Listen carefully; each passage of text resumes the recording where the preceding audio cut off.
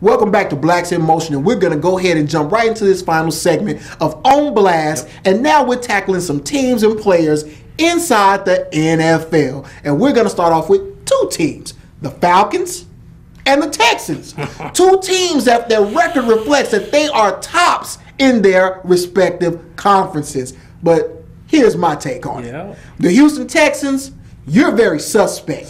Suspect because of one thing.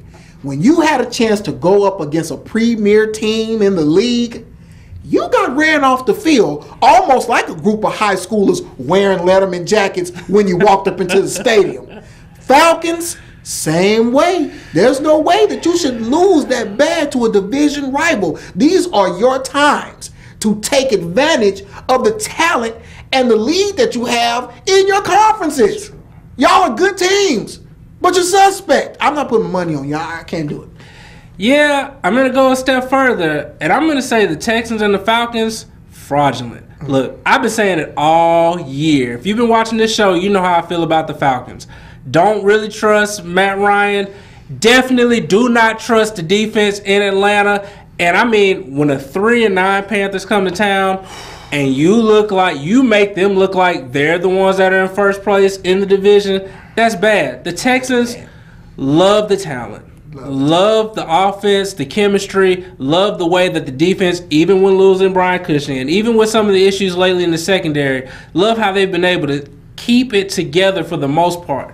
My problem with the Texans, if you get up by 2 touchdowns on them, you can forget about it. Their offense is not built to make a comeback. And I think that's what we saw in the New England game. When you get up by 2, 17, 21 points, it's a wrap. They're so built on the run, and there's nobody to help Andre Johnson. In terms of what people are talking about them being Super Bowl contenders, I'm going to have to say fraudulent. And that's just how it's going to have to be. Up next, Adrian Peterson. Now, Adrian Peterson, if you remember, last game of last year, tore his ACL. People didn't think that he was going to be back, not just for the start of the season, but maybe not even until about week 6. He comes back, first game, scores 2 touchdowns, and I think it had like 84 yards. Now he's pushing towards Eric Dickerson's 2,105 yards for the season, the single season rushing record. This is a guy who had reconstructive surgery on his knee, and he says is stronger than ever. Is Adrian Peterson an MVP candidate? I think he is. He is definitely legit. I think by the time it's all said and done, he'll be the greatest running back to ever do it. Hey, I don't even need him to break Eric Dickerson's record. I just need him to eclipse 2,000 yards. And if he does that, he'll get a big check, shiny star in my book. And yes, Adrian Peterson for the Minnesota Vikings is definitely legit. Yep. Now this last one we want to talk about, I think it's a really good topic. We've seen some really good quarterback play out of the rookies that have been able to start this year. This is true. Namely, Robert Griffin III, Andrew Luck, Yes. Russell Wilson, and I'll even throw in Brandon Weeden. But the question is, compared to some of the other notable draft classes for quarterbacks, 2004 featuring Eli Manning and Roethlisberger, both with 2 Super Bowl wins, and also the 1983 draft class, I'm just going to say the names, John Elway, Jim Kelly, and Dan Marino. I'm going to say this.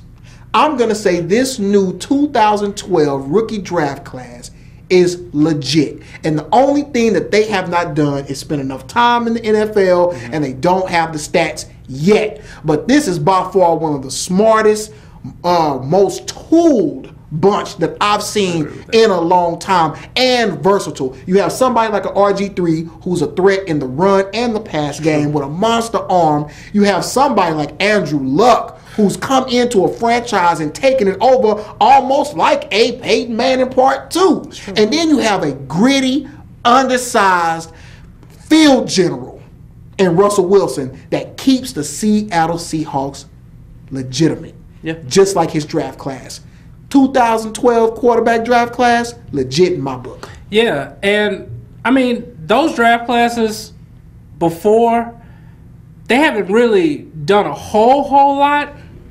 No, those guys have done great things. Elway has 2 Super Bowls. He was drafted 1. I mean, like you said, Marino. And even if you threw in some of those guys who were in the draft, like Ken O'Brien, who went to a couple Pro Bowls, Tony Eason, who took the Patriots to the Super Bowl. I mean, these were quarterbacks who were great. Phillip Rivers, the guy in the 2004 draft class between Eli Manning and Ben Roethlisberger, he hasn't won anything, but I mean, that guy has led his team to conference champions. And, you know, so those guys have been good. But like you, I really like this 2012 draft class because Luck has brought his team from winning 2 games to 8, knocking on the playoff door.